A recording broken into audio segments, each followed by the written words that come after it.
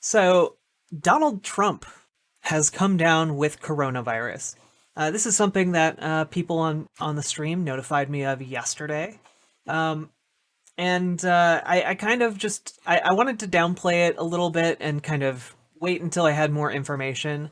And basically, it just seems like there have been multiple vectors that could have infected him, like Hope Hicks for one. There was also some talk about like an RNC staffer, but the main issue here is that the first family has now been infected with coronavirus, and not only that, there have been some weird rumblings about whether it's a hoax or whether it is strange, uh, a strange attempt to garner sympathy and shift stories and shift the narrative. And I'm going to address those first.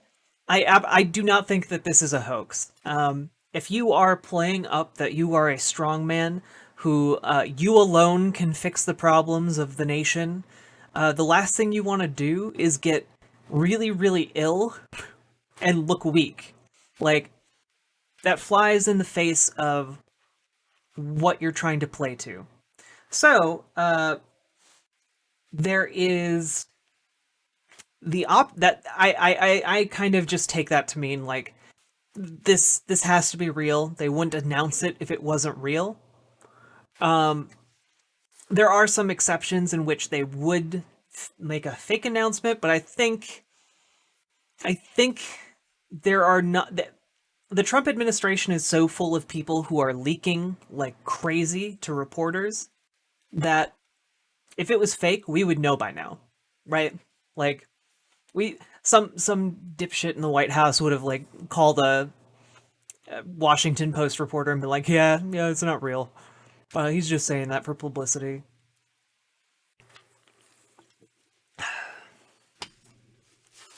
So, excuse me. Um, so the idea here is that this is real. This is a real thing. It's not a good thing for him. Might be a good thing for the country. That remains to be seen. However, I do want to say that no matter whether it's real or fake, um, I do not think that we necessarily want Trump to die just as like a as like a way to hinge our political strategy. I don't think that is a good thing optically to push for, and I also don't think that it is um, uh, it would not work out the way we would want it to, if that makes sense, right? So, what I mean by that is already like I haven't looked myself, but I am willing to bet if you went to 4chan, if you went to the QAnon hideouts on the internet, you would probably find people who are trying to somehow tie this together with like a secret conspiracy and also probably like anti-Semitism and racism, like tying it all together in like this weird conspiratorial bundle. Excuse me. Um, and I think if he died, that would be the spark that would kind of explode that unique, delightful crock pot of um, violence and hatred. So I don't think we want that to happen. Instead, what we want to happen is to ideally defeat him in like a straight on election with as few hiccups as possible, have it be an overwhelming defeat, and let these people slink into irrelevancy and powerlessness. Like that's the ideal thing that we want to have happen. Now, Trump is like a 74-year-old man with coronavirus, and like that probably puts like the virus generally has like a 2% chance to kill you or something. So a 1 in 50 chance that he would die if he was like a normal healthy person. I'm gonna hazard a guess that the chances of him dying are significantly higher because he's 74 and like not in great shape. Um, so we really don't want him to die. I wanna say that just as like again an optics thing, and also so we don't accidentally set off this powder keg of awful. Um, the other thing about this is there have been reports that he has been moved. And that is somewhat troubling because usually the president is kept in the White House and kept at a secure location, kept safe. In this case, he has been moved, and the rumors are that he has been moved due to a lack of proper equipment. So apparently, they have not outfitted the White House with the latest coronavirus equipment. I guess they were really banking on the fact that like the president wouldn't get infected, which is really silly because he has been repeatedly putting himself in locations full of people who are breathing without masks and spreading around germs. And he is the most he is incredibly germophobic, and yet here he is. So they have moved him to, I believe, Walter Reed Medical. Yeah. Dildo Bunny, you're right. Um, and so they have him under medical care and medical watch. Um, and yeah, I feel like the mainly the interesting thing here, if we do kind of like hypothetically, if he were to expire at Walter Reed, Mike Pence would take over his campaign. I don't think Mike Pence would do particularly well, as he has the emotional range of a potato and like the delivery of, as one of my friends put it, like day old mayonnaise. So he's not gonna win over anybody. He's not going to really inspire voter turnout. But the real concern are those extreme far right militants and militias and white supremacists who have already kind of been riled up into a frenzy by Trump's comments last weekend. And following that with his sudden death would be extremely bad. Because again, not only are these people extreme, violent, terrorist adjacent types, they are also extremely disconnected from reality and extremely invested in conspiracy culture. So the if he dies, that's the real worrying threat. It's not the election anymore. It's these wild wackadoodles. Okay, so I would also encourage people just from an optics perspective. I understand that the current situation might come with a great deal of Schadenfreude. I don't know if I pronounced that right. I've never actually said that word out loud.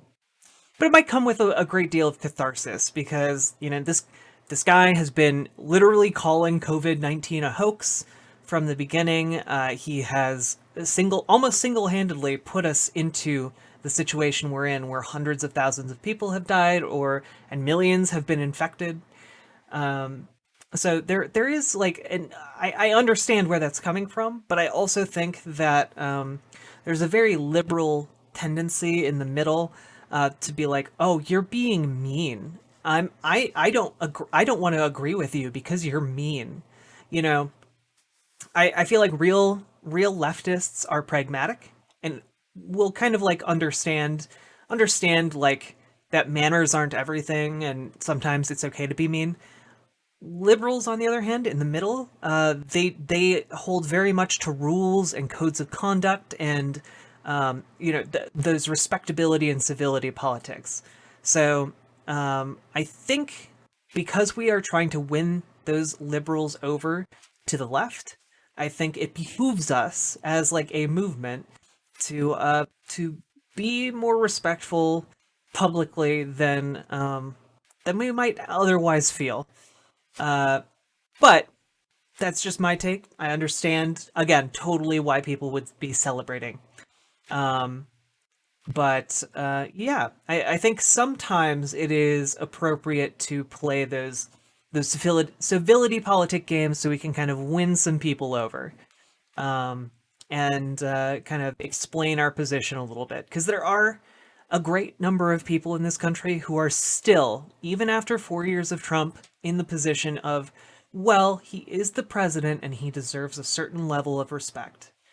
Um, and they would say that even if he like went outside onto Fifth Avenue and like shit his pants, like that, they would still say that. So like sometimes you need to play by their rules in order to win them over.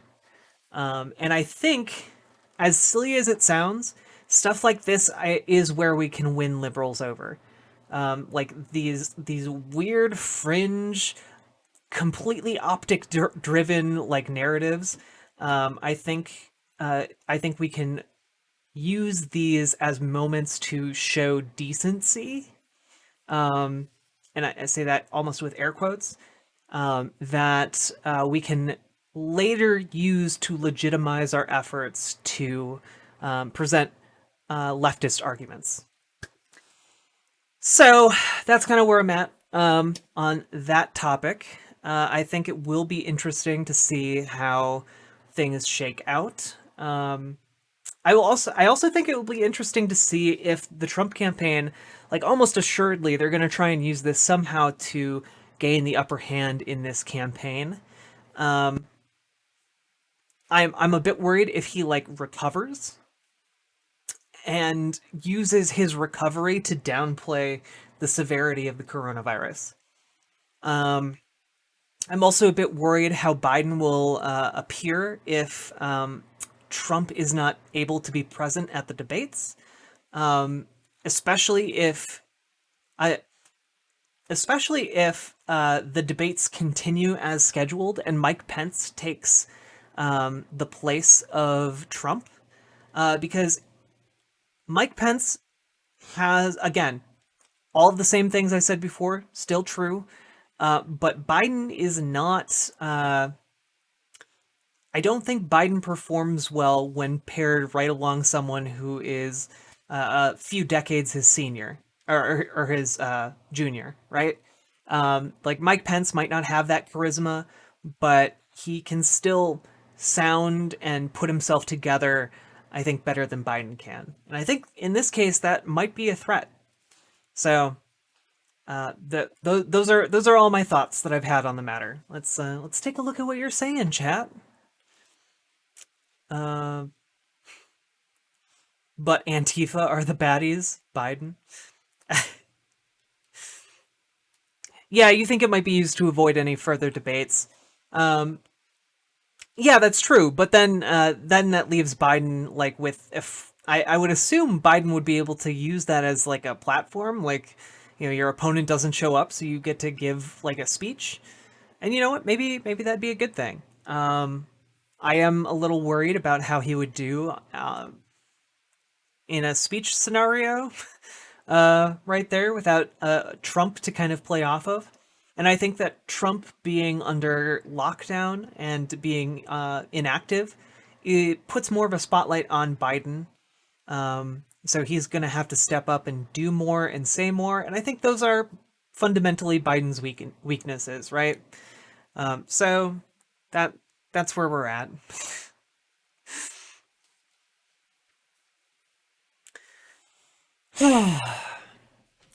I like you guys a lot. Thank you for staying with me. Okay, we're in the middle of this, but we're gonna do okay.